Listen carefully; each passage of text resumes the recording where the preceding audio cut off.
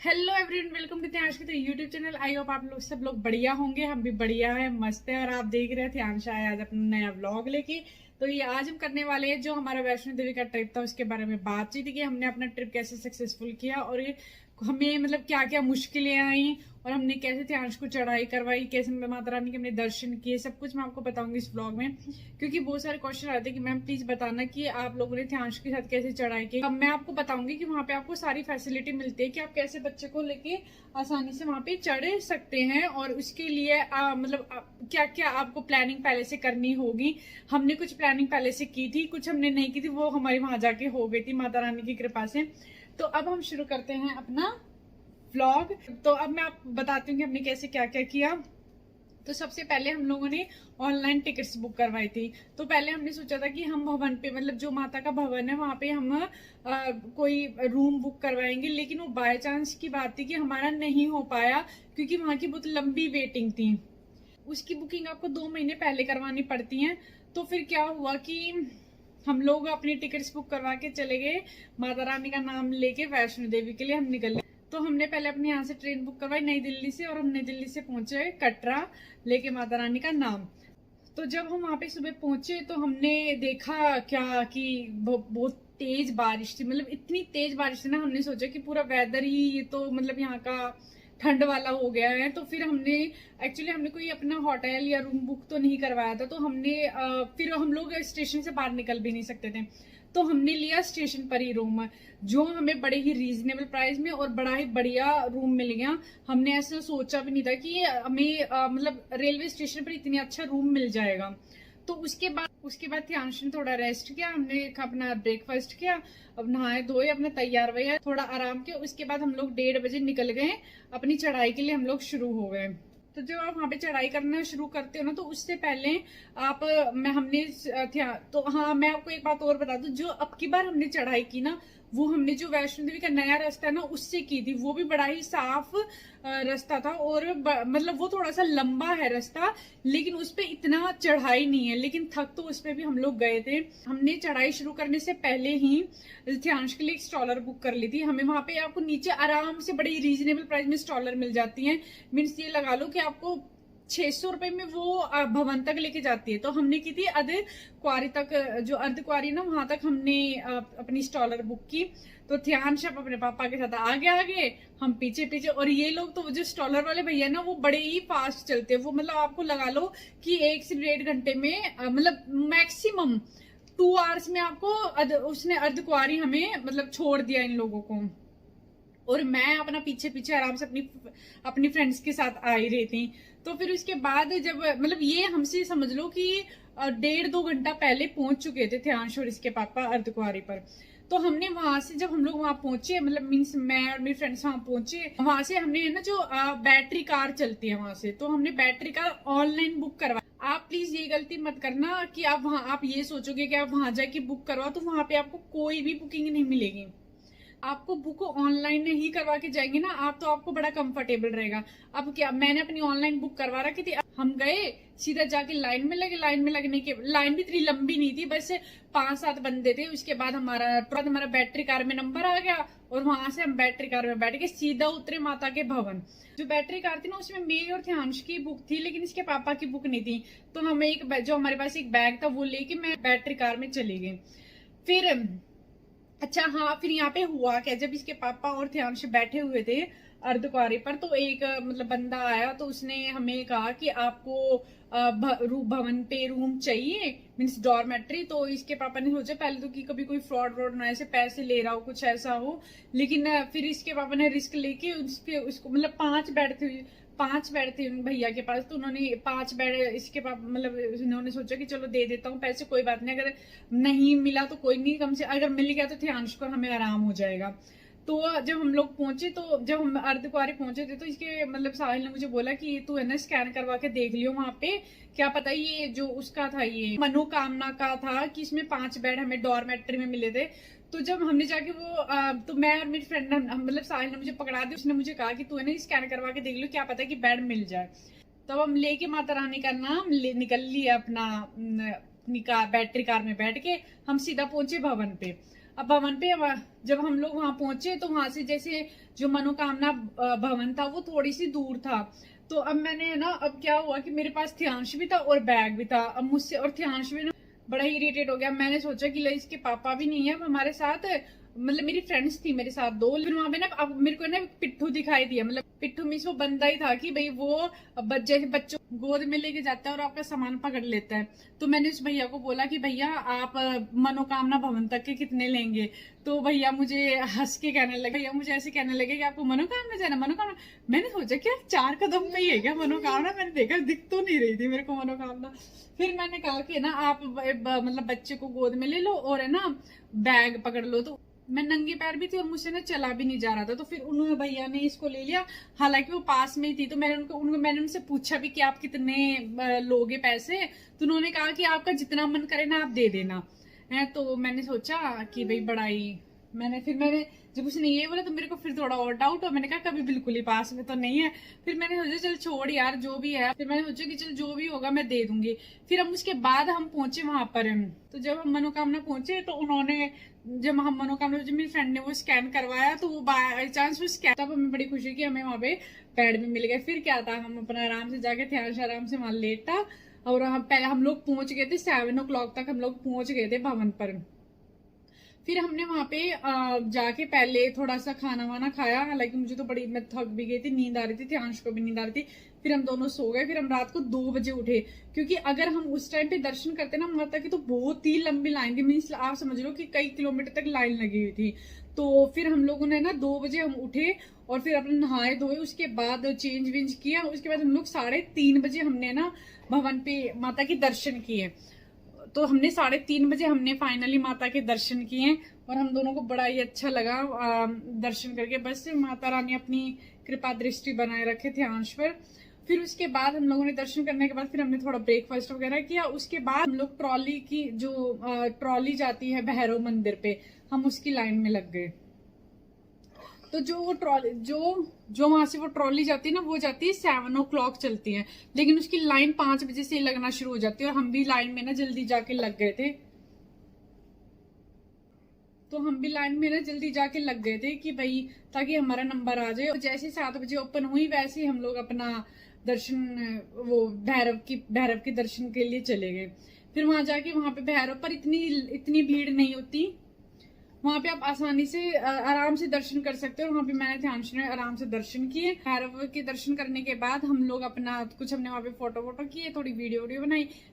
फिर हम अपनी इसमें ट्रॉली में बैठ के और सीधा हम आ गए भवन। मैं आपको बता दूं कि जो ट्रॉली का जो प्राइस है वो सिर्फ 100 रुपीज है आने जाने का। जो आने जाने का प्राइस है वो सिर्फ 100 रुपीज है। फिर उसके बाद हमारी नीचे से फिर भवन से मीन से अर्धकुंवारी तक हमारी बैटरी कार बुक थी। तो हमने ऑनलाइन नहीं करवाई थी। तो मैं आपसे फिर से कहूंगी कि प्लीज आप ऑनलाइन ही बुक करवा के जाना, ऑफलाइन वहां पे कुछ भी नहीं मिलता। तो फिर हमने हमने बैटरी कार ली तो हम सीधा अर्धकुंवारी आके उतरे। उसके बाद से फिर हमने अपनी स्ट्रॉलर ली, मतलब स्ट्रॉलर वहां से मिल जाती है बच्चों की। तो फिर हमने वहां से ली थी अंश के लिए स्ट्रॉलर ली और स्ट्रॉलर वाले भैया आगे भाग रहे, हम उसके पीछे पीछे भाग रहे। मीन्स वो इतने फास्ट चल रहे थे ना कि मैं और मेरी फ्रेंड हम दोनों कहीं बैठे ही नहीं है। हम लोग सीधा, मतलब आप विश्वास नहीं करोगे, हम 1.5 घंटे में ना, मतलब 1.5 से भी कम में हम लोग नीचे आ गए थे बिल्कुल ही।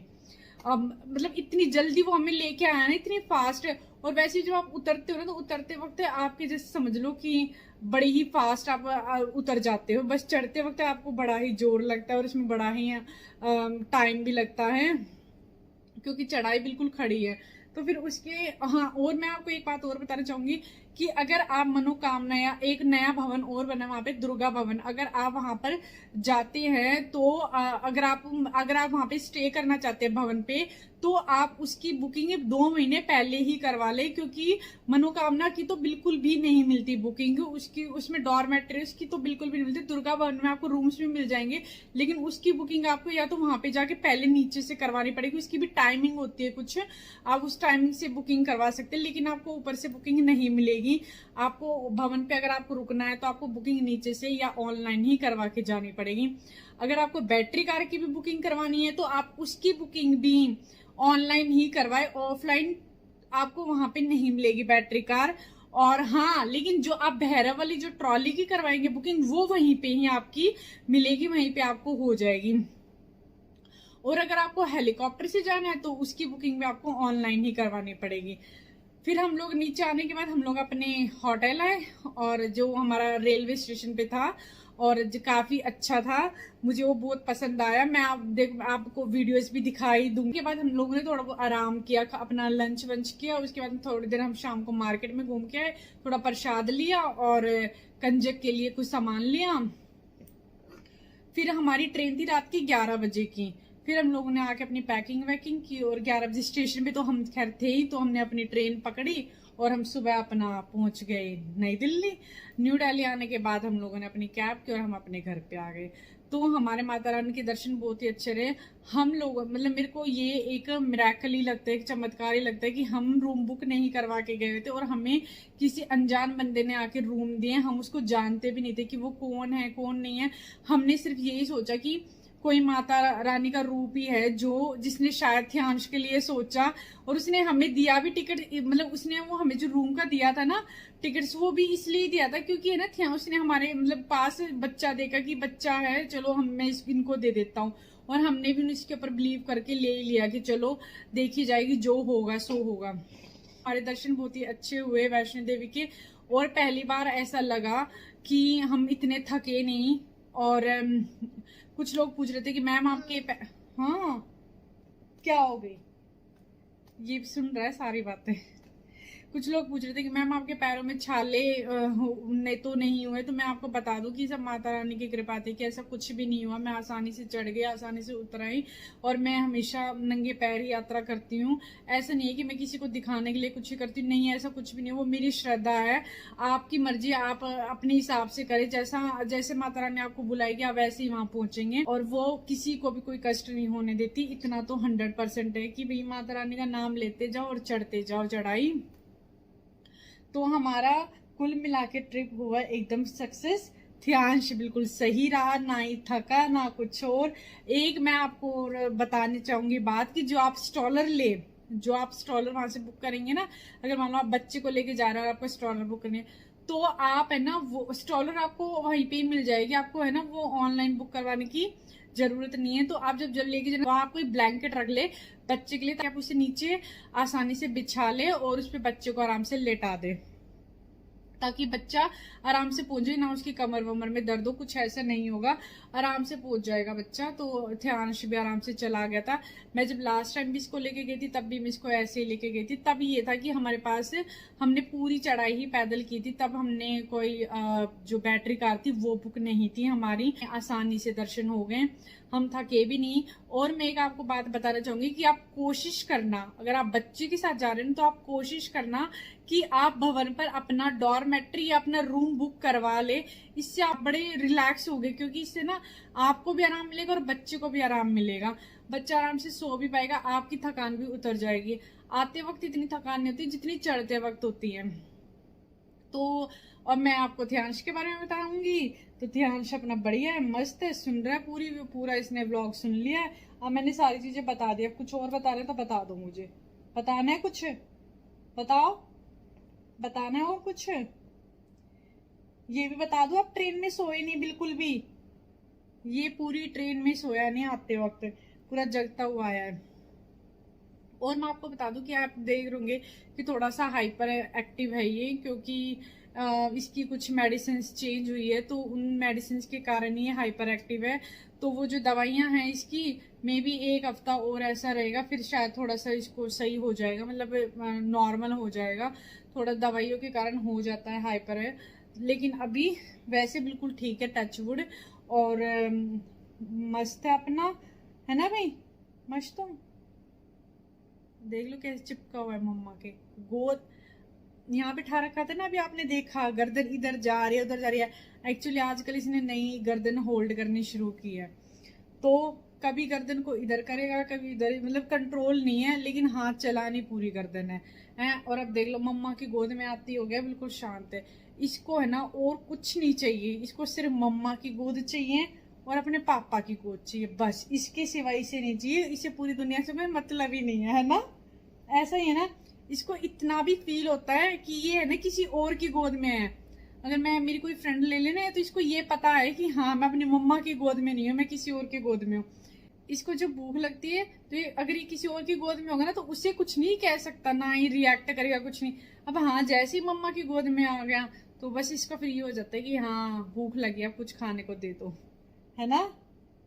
कह रहा मम्मा मम्मा मेरी इतनी शिकायतें मत लगाओ ना, है ना, इतनी सारी बातें मत बताओ ना।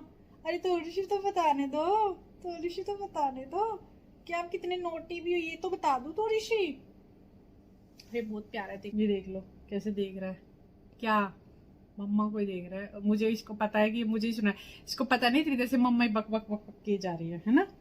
तो बच्चा चलो जय माता दी। जो हमने वैष्णो देवी व्लॉग बनाया था आप हमारे वो व्लॉग देखना, और हमने आने के बाद माता का एक कीर्तन रखवाया था छोटा सा, तो आप प्लीज हमारे वो पूरे कीर्तन की वीडियो भी देख सकते हो।